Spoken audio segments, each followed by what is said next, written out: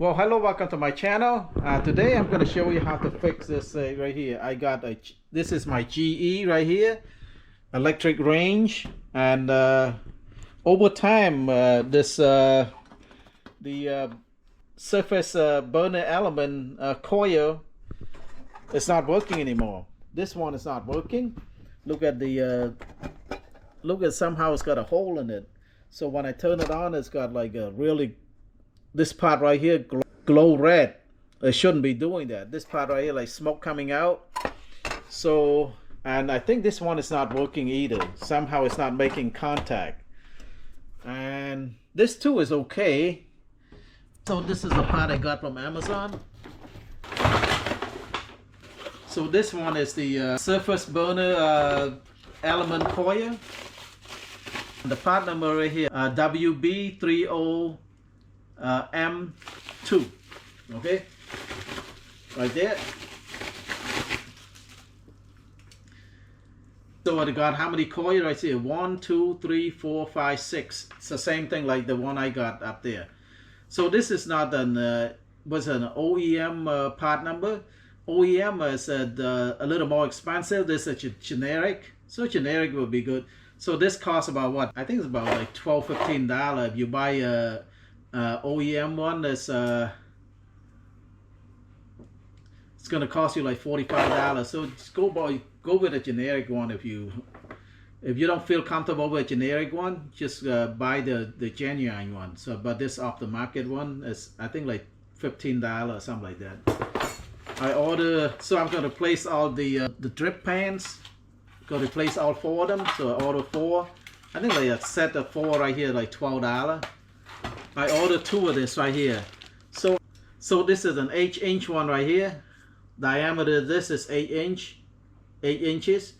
So the reason this one is not working, I think it has something to do with receptacle too. So I ordered 2 receptacle, element receptacle and wire kit right here. I got 2 of them. So let me show you. So this is my part number right here. You can order that from all Amazon. I'm gonna leave the part number in the description. Let me open this up and show you the reason this one's not working right here. This element receptacle right here is kind of melted with the burner element. See this? So we need to remove all of this right here, replace this one. And I think so the equipment that you will need is just simple electric tape, wire cutter, a screwdriver, and a sanding paper. Let's put this down and then move.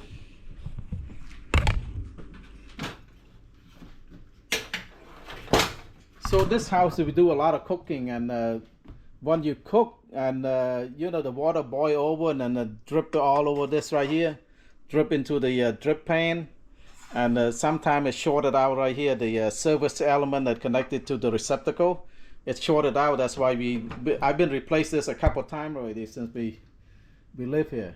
So first have to move out the stove.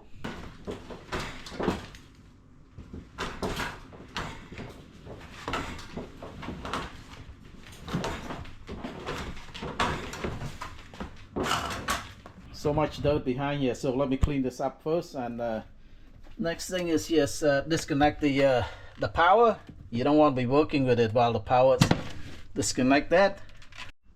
So I clean up in the back already. So let's try to fix this. So we need to get access into the bag. So this is the back cover right here. So I need to take out the screw right here. The screw this cover on the top right here. So I need this screw.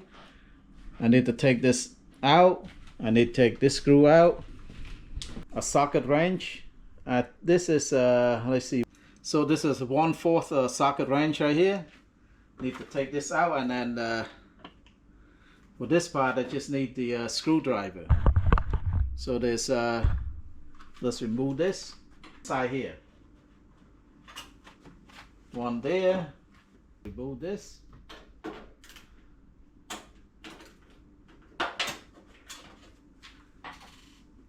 Remove this.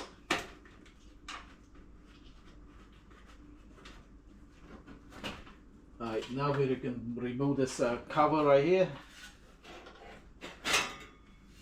Now that's all you need. You get access to the bag right here. So this, because we have 4 burners right here, 1, 2, 3, 4. So we have 4 connectors right here in the bag. 1, 2, 3, 4. So don't touch anything over here. Leave that alone. And see, let me open this up.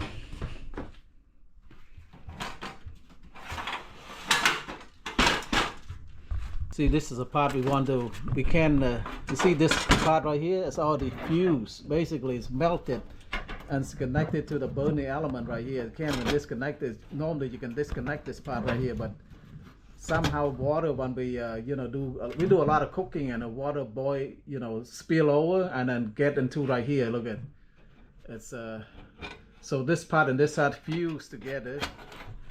And what I need to do is just, I can't do anything. Just take a wire cutter and just cut it, and then just you don't need it anymore because just cut that. Remove it from this. There's a little clip right here. Remove that, and then we can just take this out. It's a screw on the top right here. That's that kind of hold is. It's out that screw. That should be able to remove it. Okay, this part coming out now. So how you see how this part fused together? We do a lot of cooking, like soup, all of that, and water boil over, and then look at it, melt it. It fused the two together. That's why it's not working. Okay. Now this one is trash. This wire right here.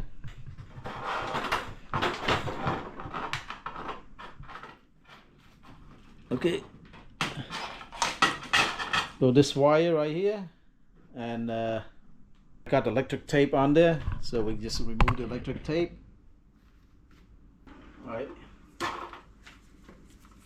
and disconnected to, like say, each, because we have 4 burners right here, 4 burner element right here, so we got 4 switches in the bag. So this is a switch. This one for this one, believe this one for this one, and this one for the front one, and this one for the back one. So there are 4 different switches right here. So need to do is just pull it out. Pull this out. Yeah, I need to just pull it out like this right here. One.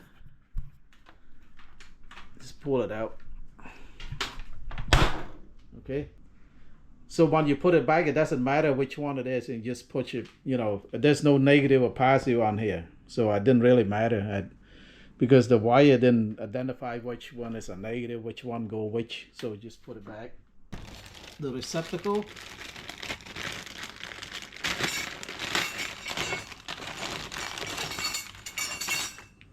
I bought 2 of them. The receptacle, and then this is the part, the clip right here that hold the receptacle. Right here, okay. So when you buy the wire, make sure that the wire is long enough, okay. If it's not long enough, it's not going to be able to reach the bag. So this should be long enough right here. So compared to the old one, that should be long enough. Let's connect this part right there. That's where the screw go. Okay, you can take the flip pan out doing this.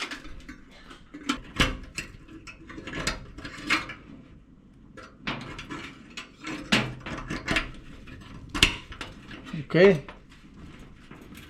See this right there? Now we have to run the wire into the bag. Alright. So we feed the wire through here, and then we connect it to the switch right here. So it didn't really matter which one it is. You need to push it in. Alright, 1.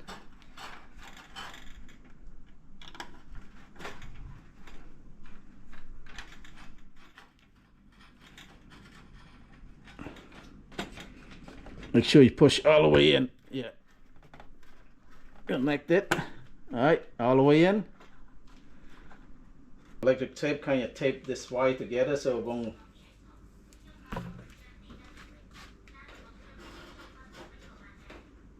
Okay. Yeah, that's it. Now I'm going to replace all the drip pans right here because the drip pan is really bad. I bought 4 of them. Just replace all of them. 4 for like, I think like $12. So replace all of them here. Now just push the burner in. Connect to the receptacle.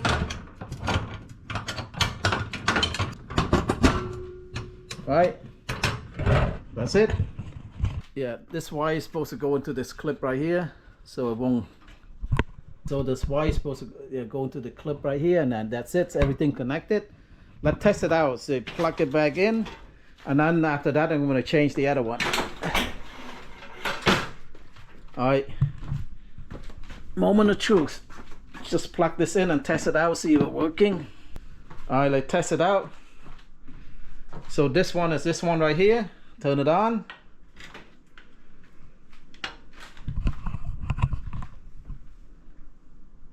Smoke coming out right now. It's okay because I touched the surface element. I got a lot of oil in my hand, so it's okay. This part right here, don't be alarmed.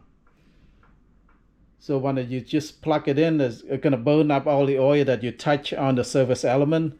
So the oil is gonna be all gonna be smoke coming out a little bit at the beginning. So that's fine. Don't worry about it. It take a little bit of time before it start to glow. Really hard, you know, like. You can tell it's very hot right now. Oh, it's super hot. Okay, it's working. See how it's glowing. It's working. Okay. So let's replace all the drip pans. All right, let's do this one. And look at how old it is. Pretty dirty. Get rid of this one. So take a sandpaper right here. Just sand this out a little bit. So this is the part that you connected to the element receptacle right here. So once in a while, just take a sandpaper and just smooth this part out right here so it make a better contact. Okay, just sand it out. Sometimes it get rusted in there. It's not going to make good contact with the receptacle element. So you just take a sandpaper and just once in a while do like that. Look at this, shiny right now. Just it make better connection this way if you do this. Put a new drip pan in there and just plug it in.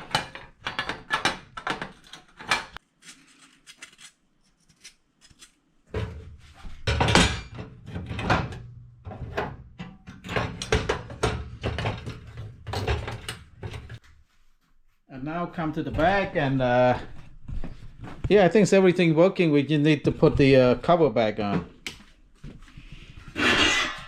So after we put back the cover, and I replace all the drip pan, and let's test it out before we push it back in. Test it out first, see if everything's working. So turn this one on first.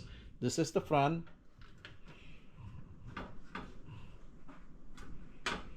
And then this one, the back. Turn everything on and see this one, everything's working. And then after it's really everything working, we can just push the range back into that slot over there. See all this working. Oh, I feel the heat. This one coming on. It's working. I feel the heat. I feel the heat. I feel the heat. So everything's working. So instead of buying a new stove, you can do this yourself. Look at this. Everything's working. It's hot, it's hot, it's hot. So thank you so much for watching. I hope you learned something here. So next time if your electric range, your GE electric range not working, now you know what to do. So thank you so much for watching. If you like my videos, please like, share, and subscribe. Bye-bye.